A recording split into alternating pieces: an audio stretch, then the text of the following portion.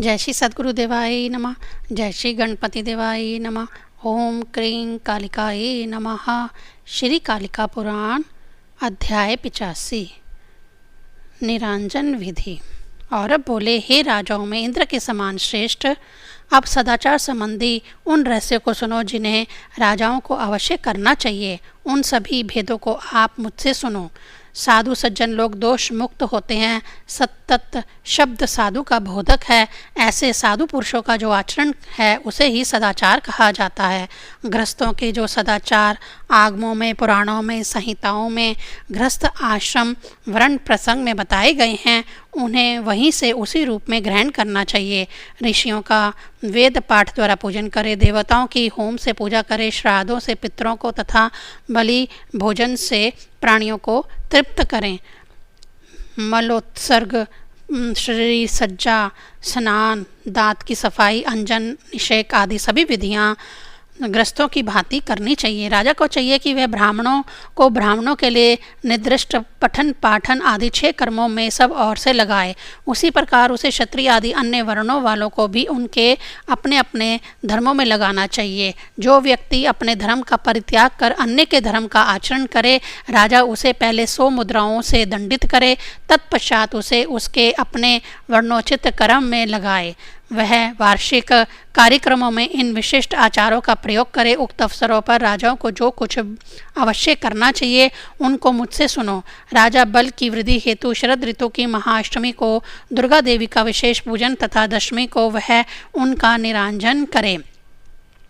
पौष मास की तिथि को राजा पुण्य अभिषेक करे। वह पंचमी तिथि को श्री देवी की पूजा कर धन धान्य की वृद्धि हेतु श्री यज्ञ का आयोजन करे। ज्येष्ठ मास की दशहरा तिथि गंगा दशहरा को विष्णु यज्ञ का आयोजन करे तथा सूर्य के सिंह राशि पर स्थित रहने पर द्वादशी तिथि को शुक्र पूजा का आयोजन करे। इन विशेष यज्ञों के अतिरिक्त राजा अत्यधिक व्यय वाले यज्ञों का भी आयोजन करे।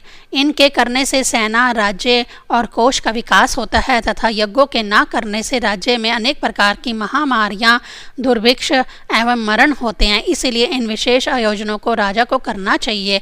जहाँ तक शरद ऋतु में महाअष्टमी के दिन दुर्गा पूजन की विधि का प्रश्न है, पहले बताई गई विधि से ही उस पूजन के कार्य को संपन्न करना चाहिए। हे राजाओं में श्रेष्ठ, अब तुम देवी के निरांजन की उस विधि को सुनो जिसके करने से राजाओं के घोड़े और हाथियों की वृद्धि होती है। अश्विन मास के शुक्ल पक्ष में जब स्वाति नक्षत्र से युक्त तृतीया तिथि हो, अपने नगर के ही ईशान कोण में निरांजन हेतु उत्तम स्थान ग्रहण करें।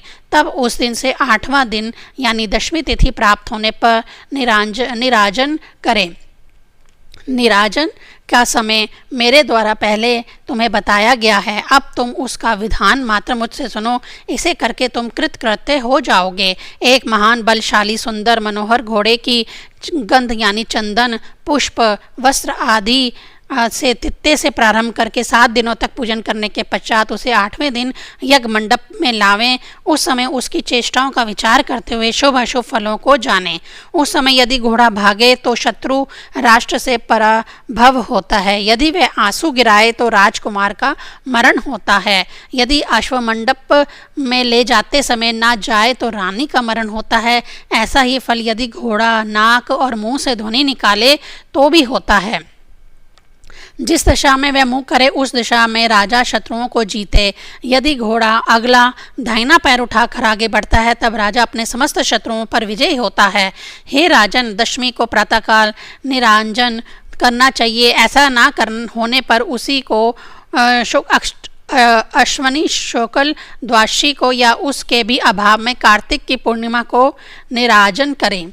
अपने नगर के ईशान कोण में अपने हाथ के मान से 16 हाथ ऊंचा 10 हाथ चौड़ा तोरण बनाए। उसके भीतर 32 हाथ मान का 16 हाथ चौड़ा महामंडल बनाए। उसके मध्य में यज्ञ हेतु वेदी बनाए। वेदी से उत्तर की ओर श्रेष्ठ अशर वेदी का निर्माण करें, जहां घोड़े को भली भांति स्थापित कर पुरोहितों द्वारा उसका पूजन किया जाना चाहिए। हे राजन, शाल, गुलूर या अर्जुन की शाखाओं, मत्स्य, शंख और चक्र अंकृत ध्वजाओं, स्वर्ण, रत्न तथा अनेक प्रकार के फलों से तोरण को सब ओर से सजाएं। सफलता प्राप्ति एवं घोड़े की पुष्टि एवं शांति हेतु उसके गले में भल्ला तक यानी लसोड़ा सरसों बांधें। पुरोहित को चाहिए कि वह वैष्णव मंडल बनाकर घी, फूल और तिल मिलाकर मंत्रोच्चार पूर्व दिक्पाल, नवग्रह, विश्व देवों और विष्णु आदि का पूजन करे। सूर्य, वरुण, प्रजापति, इंद्र और विष्णु का 1 सप्ताह तक होम करे। धर्म, अर्थ, काम और मोक्ष नामक चतुर्वर्ग की प्राप्ति हेतु प्रतिदिन 1,000 या 108 होम करना चाहिए। पुरोहित द्वारा पलाश, खैर, गुलेर, काश्मीरी पीपल की समाधाएं होम की जानी चाहिए। आम्रफल और वस्त्रों से युक्त कर इच्छा अनुसार सोने, चांदी अथवा मिट्टी के 8 कलश स्थापित करें। पुरोहित मझीठ, हरिताल, चंदन, कुष्ठ, प्रियंग, मैंसिल, अंजन, हरेंद्र, श्वेता, दंती, भलतका, पूर्णकोशा, सहदेवी, शतावरी, वचा, नागकुसुम, सोमराजी, सुगुप्तिका, तुत्थत्व, करवीर और तुलसी दल, इन सब को सर्व औषधि के रूप में उन कलशों में छोड़े। हे राजन, शांति की कामना किए जाने वाले निरांजन विधि से राजा स्वर्ण कमल एवं यज्ञ काष्ठ के बने सुरुचि और स्रवा में से 1 सप्ताह तक हवन पूजन करता हुआ पूर्वोक्त देवताओं का पूजन कर सप्ताह व्यतीत करे।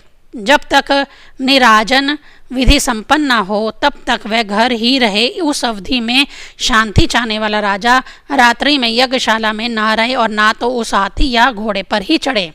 सप्ताह पर्यंत वह अन्य वाहन से ही यात्रा करे। मधु, खीर, हलवा, लड्डू तथा अन्नों के व्यंजनों से बने हुए अनेक प्रकार के खाद्य पदार्थों से वह सप्ताह पर्यंत पहले कहे गए देवताओं को बलि प्रदान करे। 7वें दिन दूसरे तोरण पर सूर्य के पुत्र महाभाव रेभांत का, जो 2 भुजाओं से युक्त उज्ज्वल कवच धारण किए हुए श्वेत वस्त्र के प्रकाशित स्वरूप कर वस्त्रों से केशों का बांधे हुए एवं बाएं हाथ में चाबुक तथा दाहिने हाथ में खड्ग धारण किए हैं एवं जिनके बाईं और सफ़ेद घोड़ा स्थित है, ऐसे रेभंत देव का प्रतिमा या कलश पर पूजन करें। यह पूजन अन्य वेदी पर सूर्य भगवान के पूजा विधान से ही करें। रेभंत की पूजा के पश्चात हाथी और घोड़े को नए वस्त्र, माला और चंदन से युक्त कर, आभूषणों से युक्त, अभेद और विचित्र कवच आदि से सुसज्जित कर होम कुंड के ईशान कोण में पहले से बनाई अश्ववेदी पर हाथीपाल और अश्वपाल अलग अलग ले आए। घोड़े और हाथी को लाए जाते समय राजा पहले बताए निमित्तों का यत्नपूर्वक निरीक्षण कर वैसे ही फलों की अवधारणा करे। होम कुंड की उत्तर दिशा में व्याघ्र के चरम पर स्थित हो राजा वेद के ज्ञाता और अश्व के ज्ञाता के साथ घोड़े का निरीक्षण करे।